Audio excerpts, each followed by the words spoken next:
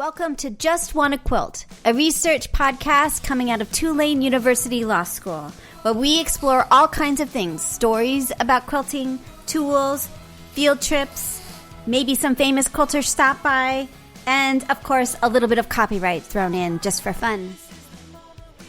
I'm Elizabeth Townsend Guard, your host. I'm a law professor at Tulane University Law School. I also have 2 fellowships now, one at the Business School, a LePage Faculty Fellow, and one at the Newcomb Institute, the Greenbaum Fellowship, both at Tulane. And okay, so I was just, hanging out on Facebook, sort of catching up on the day, and this quilt caught my eye that was just beyond stunning. It was by Laurie Ceesay Landree, and it is depicting a woman and sort of the coronavirus in this kind of remarkable way. You can look at the image on Artsy Chick Quilts on Facebook. If you go to Facebook and put Artsy, A-R-T-S-Y, Chick Quilts, you'll get to it. And we are talking to the artist today. Laurie, it's just remarkable. It's really amazing. Awesome. Okay, cool. So we're going to go like 15, 20 minutes. These are fast interviews. So we chat and we put them up. So the first question I'm going to ask you is what we ask everybody, which is tell me your name and where you're calling from. My name is Laurie Ceesay Landree, and I'm calling from Menominee, Michigan. Awesome. And we ask a second question, which is what's your first memory of someone sewing or quilting in your life? Somebody what? Sewing or quilting? Memory of sewing or quilting. Probably as a child, my mother sewing Barbie doll clothes. But my personal memory? Yeah. My personal memory, when I went to college, the University of Wisconsin-Stout, I took a fiber arts class in the late 70s, and quilting wasn't really that big of a deal, but our fiber arts professor kind of turned us on to that. So I thought that was pretty interesting, cutting up fabric and sewing it back together in little squares. Totally. And so what do you do now? Tell us a little bit about your background now. What do I do now? I do predominantly portrait quilts. I've been a hairdresser for many years, and I've been inspired by the hair, makeup, and fashion industry. I like making quilts with cool hairstyles, cool clothing. I like women from different cultures, different eras, and that's my thing. And you made a quilt that is just beyond stunning. Like I see it, and it captures what's happening now, and it's just incredible. So tell us a little bit about your quilt. And it's hard to describe. Can you describe it to me? Because it's audio. It is a straight-on view of a woman, and instead of having hair, her hair is actually the coronavirus. And then she's wearing a white face mask, and then her garment is she's got a roll of toilet paper on each shoulder, and then her shirt says coronavirus. And then in the background... Yeah, the coronavirus, is that in the style of Corona the beer? It is, but I had to kind of stay away from, licensing. Yeah. So it is and it isn't. I didn't want to pick... It's inspired by it. I thought about I'm inspired by it. Got it. Yeah. I used a similar font, but I pulled colors that were not similar to what they use. Yeah, it's like rainbow. But I started thinking about how that using Corona beer, that different companies use logos on T-shirts, and I thought, why can't I put that like a logo on a T-shirt? It's so clever. You probably don't know much about me. I'm an intellectual property professor, and we talk a lot about copyright on this podcast and trademark. And it is the essence of a nominative use, fair use, First Amendment. It's commenting, criticizing what's happening.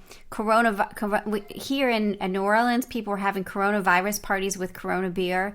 It was, Yeah, it was the kids. They had to break it. The police had to break it up. It is exactly kind of why we want people to be able to comment, criticize, use logos, use the fonts, because you are making a commentary on what's happening now, and that is part of the story. So I think it's really beautiful. Okay, so continue to describe this. Okay, so then back in 2013, I made a quilt about bipolar, and I pulled words that were descriptive about the disorder. And I started thinking about, my first couple days of being quarantined. I'm watching TV, and all these words are coming out at me that I never heard before, like pandemic, social distancing, quarantine, being 6 feet apart, and all the shortages of products like hand sanitizers and disinfectants. Right. And it's like, why can't I put these words on my quilt? It's gorgeous. But I didn't want it to overpower the woman. So I went into my stash and I found a fabric that I love bright colors. So this is all like rainbowy bright colors. And I chose the letter color to be similar to the background color. So it's there, but it isn't there. Right. A lot of my quilts have instant thoughts, like, okay, I can tell it's that. But then I want you to get up close, and there's little hidden things that are not seen from a distance. And that's how I wanted to approach the lettering. It's amazing. It's just amazing. It captures so much of what's happening in this incredible way. Now, how did you do the lettering? Is it raw applique, or sort of how do you go about doing? It is raw edged fused applique, and I just drew it out, and then I, used my Wonder Under and pulled colors from the fabric that I had selected for my garment. Yeah, it's incredible. And then how long did it take you? This is incredible. I can't even imagine doing this. It took you a week. It took me a week. Wow. But because I'm quarantined, what else do I have to do? I don't have any small children. I can't go to my job. Exactly. Right. The state I live in has not allowed hair salons to be open. So here I am. Here you are. So that's what I did. I started on a Sunday, and I think I was done by the following Saturday. Wow. That's just amazing. It's just amazing. Thank you. It's just gorgeous. And you just sort of see like what kind of art may come out of this. And this is just the first piece that I've seen that I just feel like it captures so much, and it's so beautiful, and it's haunting. And it's got so much creativity to it. It's really amazing. It just really is. Well, thank you. Sometimes as artists, we approach social issues. I've done it with other things, and it just seemed like how I could deal with what was going on around me and things I saw on television and things I was experiencing, and I just channeled it all into this quilt. Amazing. Now, do you enter these quilts into shows or other things, or do you do them for yourself? Sort of what happens to this quilt next? I will probably enter this in some quilt shows. Now, there's one very prestigious one that I'm considering, but they hang on to the quilt till well into 2021.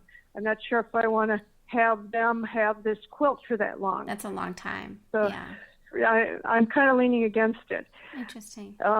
Allegedly, cross our fingers, there's a quilt show in Minneapolis. The Minnesota Quilters is doing a show in June, and I think mid-April is the deadline. I'm teaching quilting there anyway. Yeah. I'm teaching some classes. I'm like, let's try for that one. Right. I live in the Midwest, so I'm thinking about there's a big quilt show in September at the Wisconsin Quilt Expo in Madison, Wisconsin.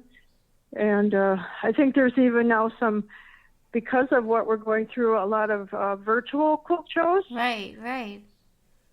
That's interesting, so I'm just isn't it? exploring my options. Another awesome quilt show is called Sacred Threads. Yes, are you familiar with right. that? Yes, Sacred Threads. That's right. Yeah, because they have a category called, it's all about the spiritual aspect. And I've been in it, how many times? 5, 6 times. Wow. And I've gotten the book every year. It's every other year, the uneven year. And they have a category called despair. I'm like, well, yeah, that would be this. That would be this. So, and they do a beautiful book that, it's cool to have your work published. Yeah. So I'm leaning toward those 3 shows for sure. Very interesting. And skipping that other one. Yeah, very interesting. It is just stunning. It really is. Now, do you have a website, or do you have a place that people can go take a look at it, or sort of how does that work exactly? I would say go to my Facebook page. Yes. I do have a website, but I don't keep that up to date like I should. Got it. So it would be facebook.com/artsychickquilts. Oh, interesting. Okay, Artsy Quilt. Let me see if I can go there. Artsy Chick Quilts. There we go. Artsy Chick Quilts. Look at that. Awesome. Look at us. We're so efficient. Okay, awesome. I'm going to follow you. There you go. Awesome. Okay, cool. And then there it is. It's like rainbowy. It is, you cannot miss it. It is just amazing. And you've got other work that's just great too. Now I'm looking at your work and not paying attention to you. I'm not paying attention to you. I'm just looking at your website, your Facebook page. It's just really great. Now, how are you doing otherwise? And how are things in your neck of the woods? How am I doing, like, with this whole coronavirus thing? Yeah, exactly. Well, let's talk about being a hairdresser. The governor I live on the border of Wisconsin and Michigan, and both of those governors closed down the hair salons. Wow. So we can't work. So we can apply for unemployment, and it's been interesting when you live on a border because you work in one state and live in another, and wow. Yeah. But I love to walk, so I've been walking diligently, got my little Fitbit. While I walk, a lot of creativity happens, and that's where the toilet paper shoulders thing came about with this pandemic quilt. I'm able to channel a lot of, I don't know, I just get real creative when I'm walking and I'm outside. I start thinking about everything. That's your creative space? That's really interesting. Mine is a shower. My whole life shifts. Like when my shower, my kids always like, yeah, don't shower too long because you come out with some weird thing. I'm like, I know, I have the greatest idea now. I don't know. Yeah. I had a colleague who once told me he would run, and he would figure out his whole article. He would just keep running until he figured out his article. So it's interesting, these creative processes, of where we get our ideas or thoughts or inspiration. It's very interesting, isn't it?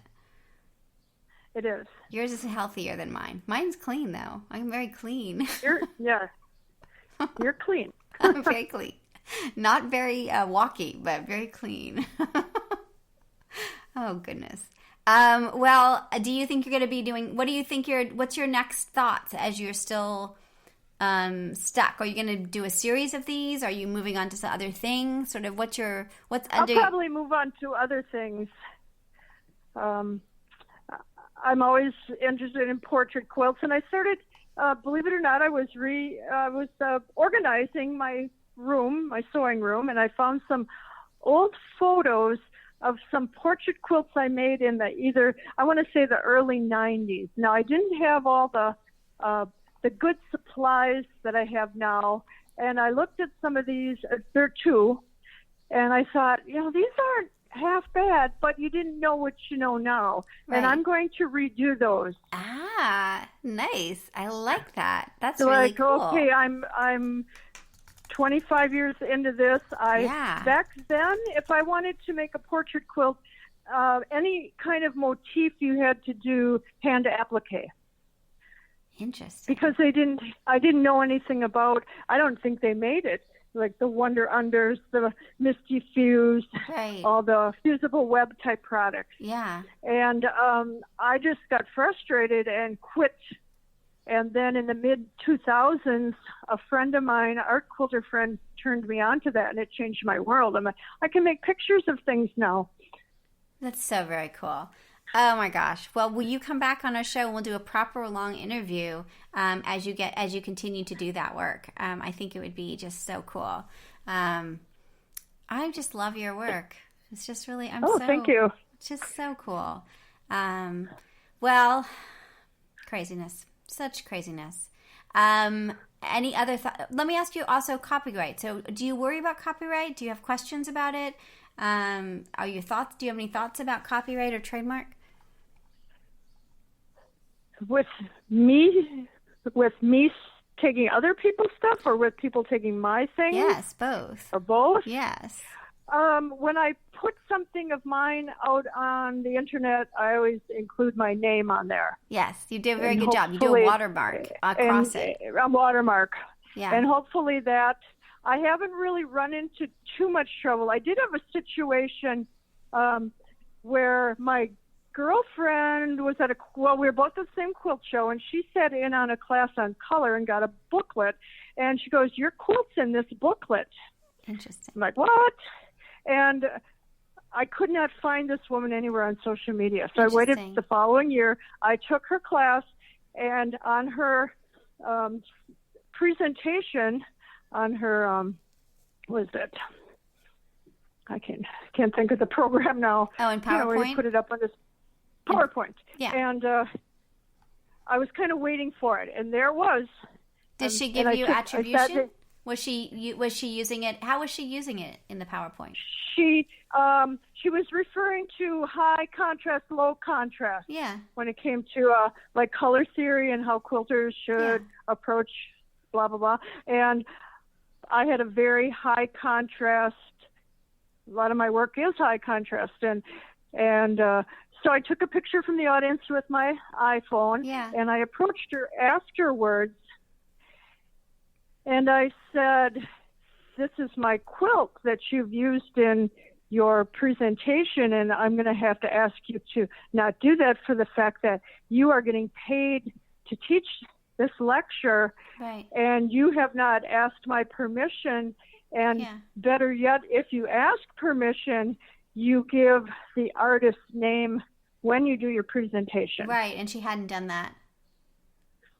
Because had she said, "Hey, can I use your quilt?" Right. I probably would have said yes. Yeah. She said to me, "Well, it hung in the quilt show a year or so before, and I took a picture of it." And I said, "Absolutely, you can take a picture of all those quilts that hang in a quilt show. Yeah. But you can't use them personally for your own gain."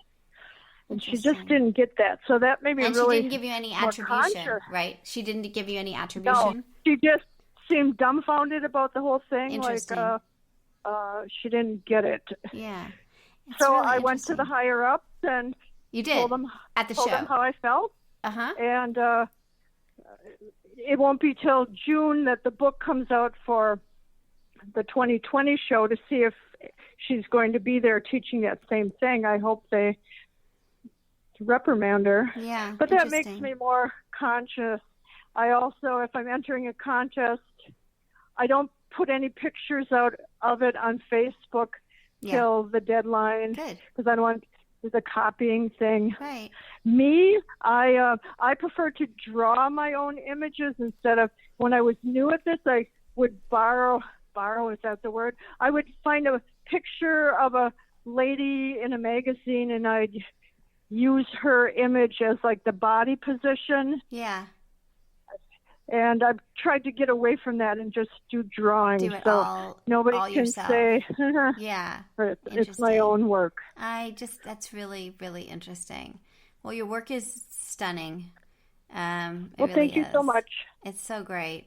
All right. Well, will you come back and tell us, come check in with us and tell us what happens to this quilt? It would be really interesting. I'd like to know what its journey is, and also with your reproducing your original quilts. How cool is that? So keep in touch with us and come back. We love hearing from people more than once. It's really great. Are you cool with us posting this? I am. Awesome. Are you going to? You'll give me a link so I can share on social media? Absolutely. We like it when you share. Absolutely. All right. So thank you again. And we're going to post this fairly quickly.